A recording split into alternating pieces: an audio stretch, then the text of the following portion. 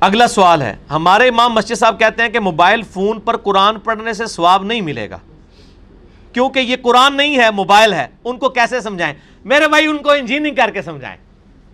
آپ یہ دیکھ لیں ہمارے امام مسجدوں کا لیول. وہ کہہ رہے ہیں آپ جو موبائل میں قرآن پڑھ رہے ہیں نا، وہ قرآن تو آپ نے ہاتھ میں نہیں پکڑا ہوا، وہ موبائل پکڑا ہوا ہے. آپ دیکھیں کہ یہ لوگ تعلیمی اعتبار سے کتنا پیچھے رہ گئے ہمارے علماء. ٹھیک ہے نا جی. اسی موبائل کے اوپر کوئی قرات سنے تو وہ کہ نہیں میں نہیں سنوں گا، چونکہ یہ موبائل میں سے قرات آ رہی ہے امام کی، میں نے نہیں سننی کیونکہ امام تو خود ہے ہی نہیں ہے. اے پکی دے انہوں نے نال لال. ٹھیک ہے نا جی. ٹھیک ہے جی. اور دوسری طرف سپیکر جس کو انہوں نے شروع میں حرام کہا، اب وہ لال ہو گیا، یہ بھی انشاءاللہ لال ہو جائے گا. یہ تو خیر مطلب کوئی بہت ہی جاہل امام ہے جس نے یہ بات کی ہے کہ موبائل فون پہ قرآن پڑھنے کے سوا. ان کو بتائیں، آپ علمی جواب دیں کہ صحابہ کے زمانے میں جو مصحف ہے نا، یہ مصحف قرآن ریٹن فارم میں، یہ کسی صحابی کے پاس نہیں تھا. یہ چند ایک نسخے تھے جو آپ علیہ السلام نے لکھوائے تھے. سینکڑوں میں بھی نہیں تھے، درجنوں میں بھی نہیں تھے، 1 درجن سے کم نسخے تھے. تو صحابہ کرام قرآن پڑھا کرتے تھے زبانی. تو زبانی قرآن پڑھنے والوں کو اگر ثواب مل رہا ہے تو موبائل پہ پڑھنے والے کو کیوں نہیں ملے گا؟ وہ تو 2 کام کر رہا ہے کہ زبانی بھی پڑھ رہا ہے اور حروف بھی دیکھ رہا ہے. باقی جو آپ نے تیسرا ثواب نکالنا ہے کہ جی وہ قرآن چونکہ جب تک مصحف ہاتھ میں پکڑا ہوگا، یہ پکڑنے کا ثواب الگ سے ہے، یہ تیسرا ثواب ہے. اس کو پکڑ کے رکھیں، یہ ایک ثواب ہے. اس کے الفاظ کو دیکھیں، یہ دوسرا ثواب ہے، اور پڑھنا تیسرا ہے. تو 2 ثواب تو مل رہے ہیں ان کو جو موبائل پہ پڑھ رہے ہیں.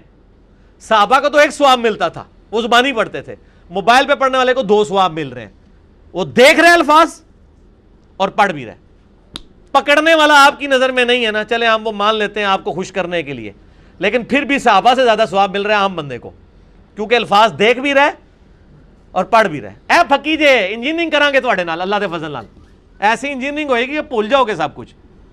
تو آج کے دور میں جو موبائل سے دیکھ کے پڑھ رہا ہے، اس کو صحابہ کرام جو زبانی پڑھتے تھے اس سے زیادہ ثواب ہے، اگر ان کے وہ لیول اور نیت بھی اس لیول کی ہو. وہ ایک علیحدہ سے بات ہے، اس میں نہیں ہم پڑھ رہے. میں اوورآل گنتی کی بات کر رہا ہوں کہ ایک بندہ دیکھ رہا ہے اور ساتھ پڑھ بھی رہا ہے، یہ ڈبل ثواب ہے. اور ایک بندہ صرف زبانی پڑھا. صحابہ تو زبانی پڑھتے تھے. جامعہ ترمذی میں حدیث ہے مولا علی علیہ السلام سے کہ نبی صلی اللہ علیہ وآلہ وسلم کو حالت جنابت کے علاوہ کوئی اور حالت قرآن پڑھنے سے مانے نہیں ہوتی تھی. صحیح مسلم میں حدیث ہے، اما عائشہ کہتی ہیں میں حیض سے ہوتی تھی اور نبی صلی اللہ علیہ وآلہ وسلم میری گود میں سر مبارک رکھ کے قرآن پڑھتے تھے. سر اے تو وہ جواب لگ گیا جی. آپ کی بیوی حیض کی حالت میں ہو اور آپ اس کی گود میں رکھ کے قرآن پڑھیں، تسی تے کہنا ہے قرآن دی گستاخی ہے. اور نبی علیہ السلام کرتے ہی تھے، صحیح مسلم میں حدیث ہے. سر ہمارے پاس ایسے جواب ہیں، ایسی ایسی انجینئرنگ ہے کہ سارے انجینئر اور مولوی فیل ہیں، اس لیے کہ انہوں نے جزوی دین لیا ہے، انہوں نے کبھی سوچا نہیں، انہوں نے اپنی عقل استعمال نہیں کی. اور حقیقت بات ہے، جب میرے بھائی آپ اسکول سے بھاگے ہوئے لوگوں کو علم دین کی لائن میں ڈالیں گے تو دین کے امام بھی پھر لوڑے لنگڑے لوگ ہی پیدا ہوں گے نا. انٹلیکچوئلز لوگ کیا آئے دین کے اندر؟ اس میں ہمارا بھی قصور ہے. کیا ہم نے انٹلیکچوئلز کو دین کی فیلڈ میں ڈالا کہ آج ہمارے امام وہ لوگ بنے جو دینی اور دنیاوی دونوں علم رکھتے ہوں؟ جو بچہ نالائق ہوتا ہے اس کو کہتے ہیں مدرسے میں ڈال دو. تو سر پھر جب دین مدرسے میں اس طرح کے لوگ ڈالیں گے تو انہوں نے لائق تو کون نہیں ہو جانا، انہوں نے بعد میں پھر وہی نالائکیاں کرنی ہے اور آپ کو اپنی مرضی کا دین سکھانا ہے. اما عائشہ کہتی ہے میں حیض کی حالت میں اور نبی علیہ السلام میری گود میں سر مبارک رکھ کے قرآن پڑھتے تھے، زبانی پڑھا کرتے تھے. قرآن پڑھنے کے لیے وضو بھی شرط نہیں ہے، ہاں جنبی نہ ہو، وضو کوئی شرط نہیں ہے. صحیح بخاری میں آتا ہے عبداللہ بن عمر اونٹ پہ بیٹھ کے بغیر وضو کی حالت میں قرآن کی تلاوت کیا کرتے تھے اور پھر سجدہ تلاوت بھی کر لیا کرتے تھے اسی حالت میں. تو یہ بالکل ان کا موقف جو ہے وہ اس حوالے سے باطل ہے کہ جی ثواب نہیں ملے گا. ثواب ملے گا انشاءاللہ. یہ تو بیسیکلی سازش ہے نا قرآن سے دور کرنے کی، کیونکہ موبائل کی وجہ سے ان کا ایک بڑا مسئلہ خراب ہو گیا نا. انہوں نے ایک جعلی مسئلہ بنایا تھا کہ قرآن کو آپ بغیر وضو کے ہاتھ نہیں لگا سکتے، وہ فیل ہو گیا ان کا. موبائل کو آپ کر سکتے ہیں، موبائل کو ایون آپ چھو بھی رہے ہیں تو اوپر سکرین ہے، ان کا مسئلہ ہی ختم ہو گیا. انہوں نے تو مصیبت ہی پانا جی، مصیبت ختم ہو گئی. تو اسی ہر ٹائم انجن کر کے دیکھو گے، وہ چاہتے ہی نہیں کہ تسی بار بار قرآن دیکھو. فتوے بھی نہیں لگا سکتے موبائل پہ. تو آپ کو ویسے تو وہ بھی مسئلہ جعلی ہے کہ بغیر وضو کے قرآن کو ہاتھ نہیں لگا سکتے. میرا آپ یوٹیوب پہ کلپ دیکھ لیں، بغیر وضو کے قرآن کو ہاتھ لگا سکتے ہیں، نان مسلم کو قرآن دینا. وہ جعلی مسئلہ بھی اپنی موت مر گیا کہ جب موبائل میں قرآن آ گیا تو اب یہ کہہ نہیں سکتے کہ چھوا ہوا ہے آپ نے. تو انہوں نے کہا کہ اس کا طریقہ ہے کہ اگلا انہوں نے گولی کراؤ کہ سواب ہی کو نہیں جاؤں تاکہ ناسی جان قرآن تو نہ اسی نہ نسن دیں اللہ فضل نال تسی داڑیاں پگڑیاں رکھ کے جو علماء یہود کا کردار ادا کر رہے ہو نا مسلمانوں گھس کے، تو اللہ کے فضل سے اسلام کے مجاہد بھی موجود ہیں جو آپ کو ان صفوں سے نکال کے اور آپ کی بدعقیدگیاں لوگوں کے اوپر واضح کریں گے انشاءاللہ۔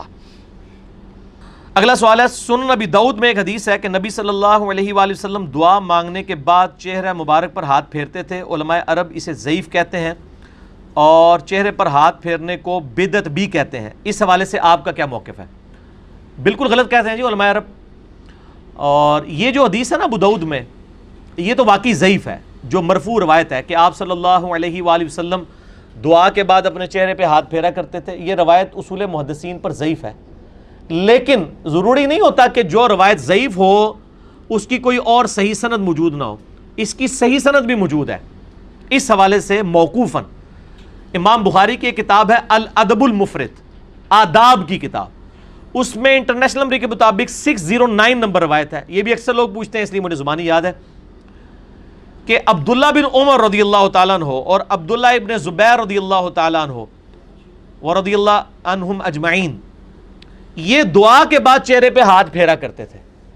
تو جب دو صحابہ سے ثابت ہو گئی تو ظاہر ہے کہ وہ پھر یہ چیز نبی صلی اللہ علیہ وآلہ وسلم سے بھی انڈائریکٹلی ثابت ہو جائے گی، کیونکہ صحابہ کا عمل جو ہے وہ موقوفاً جب ثابت ہو جاتا ہے اس کے خلاف کوئی بات نہ ملے، لہٰذا اس بات کو آپ بدعت نہیں کہیں گے بلکہ یہ سنت موقوف ہو جائے گی، اور جب سنت موقوف ہے تو وہ مرفوع کے حکم میں ہی داخل ہے، کیونکہ صحابہ کرام جو بھی عمل کیا کرتے تھے وہ نبی صلی اللہ علیہ وآلہ وسلم کی تعلیم فرمانے سے ہی کیا کرتے تھے۔ ٹھیک ہو گیا جی؟ اور میں آپ کو اس کے اوپر ایک مزے کی بات بتاؤں کہ مجھے عرب سے ایک دفعہ فون آیا ایک بھائی کا، وہ کہنے لگے کہ جی یہ روایت جو ہے وہ چہرے پہ ہاتھ پھیرنے والی تو ضعیف ہے۔ میں نے کہا جی ہم نے کبھی اس کو دلیل کے طور پہ بھی نہیں پیش کیا، تو آپ کس طرح کہتے ہیں کہ چہرے پہ ہاتھ پھیرنا بدعت ہے؟ انہوں نے کہا جی ہمارے استاد ہیں عرب کے نا وہ کہتے ہیں۔ میں نے ان کو کہا الادب المفرد میں امام بخاری صحیح سند سے روایت لے کے آئے، یہ روایت ہم نے جب ان کو بھیجی نا، اور اس کی سند صحیح بخاری کی سند کے اوپر صحیح ہے کہ عبداللہ بن عمر اور عبداللہ ابن زبیر چہرے کے اوپر ہاتھ پھیرا کرتے تھے دعا مانگنے کے بعد۔ اب آپ اس بندے کی تعصب دیکھیں، اس نے اس حدیث میں ایک راوی کے اوپر جرح کر دی کہ یہ راوی صحیح نہیں ہے، حالانکہ وہ بخاری کا راوی تھا، اور اس راوی سے اسی سند کے اوپر بخاری میں حدیثیں موجود تھیں۔ میں نے اس کو پھر 12 حدیثیں صحیح بخاری سے بھیجی اسی سند پہ جو الادب المفرد کی سند تھی۔ ہمارے لیے کو مسئلہ ہے، مکتبۃ الشاملہ میں ڈالا، وہ 12 سندیں کھل گئیں، اس نے پرنٹ آؤٹ نکال کے علامہ صاحب کے سامنے رکھا، وہ کہنا ایک اور تو بھیج دے، ہاں انجینئر اللہ نے ایک چھوڑیا ہوا ہے سب کانٹیننٹ، ٹھیک ہے نا جی، انجینئرنگ کرنے واسطے۔ ان کا جی وہ انجینئر صاحب کہتے ہیں یہ 12 حدیثیں بخاری کی، یہ بھی ضعیف کہو، پھر اب بخاری کو کون ضعیف کہہ سکتا ہے؟ تو وہ خاموش ہو گیا، بات اس نے مانی کوئی نہیں لیکن خاموش ہو گیا۔ ہمارے لیے اتنی بھی کامیابی ہے، ہم کسی کو اتنا شرمندہ نہیں کرتے کہ وہ بات مانے، کیونکہ جب تک ہماری داڑھی سفید نہیں ہو جاتی اور ہم ان کے بزرگوں پہ ایمان نہیں لے آتے، صرف داڑھی سفید ہونے سے بھی نہیں بات چلے گی، ان کے بزرگوں پہ ایمان نہیں لے آتے اس وقت تک انہوں نے ہماری بات نہیں ماننی، ٹھیک ہے؟ تو ان کو ہم منوانا بھی نہیں چاہتے، کیونکہ یہ تو آٹے میں نمک ہیں، ہم ان کی پبلک کو بات بتانا چاہتے ہیں، جو آٹا ہیں وہ بات سننے کے لیے بھی تیار ہیں، یہ جو نمک ہے نا یہ بات ماننے کے لیے تیار نہیں ہے۔ تو انشاءاللہ یہ نمک گھول رہا ہے اور گھول جائے گا انشاءاللہ تعالی۔ تو وہ اس کے بعد وہ خاموش ہو گئے۔ بال پاکستان میں اہل حدیثوں نے بڑی عقل مندی کی ہے، جو دارالاسلام نے نماز نبوی چھاپی ہے اس میں باقاعدہ کرٹیکلی اس کو یعنی لکھا ہے کہ یہ سنت ہے، چہرے پہ ہاتھ پھیرنا بدعت نہیں ہے، صحابہ کی سنت ہے۔ اور شیخ زبیر علی زئی صاحب نے مشکات کی دوسری جلد میں کتاب الدعا چیپٹر کے اندر، کتاب الدعوات چیپٹر میں جب یہ حدیث آئی کہ نبی علیہ السلام چہرے پہ ہاتھ پھیرتے تھے دعا کے بعد، تو نیچے لکھا فٹ نوٹ پہ یہ روایت ضعیف ہے، لیکن ساتھ ہی لکھا کہ صحیح سند کے ساتھ عبداللہ بن عمر اور عبداللہ ابن زبیر سے یہ ثابت ہے کہ وہ چہرے پہ ہاتھ پھیرا کرتے تھے، لہٰذا یہ سنت ہے، کیونکہ جب صحابہ سے ثابت ہو جائے گی وہ سنت ہے جب تک کہ کوئی صحابی اس کی مخالفت نہ کر دے، لہٰذا علماء عرب کا یہ موقف باطل ہے کہ نعوذ باللہ یہ بدعت ہے۔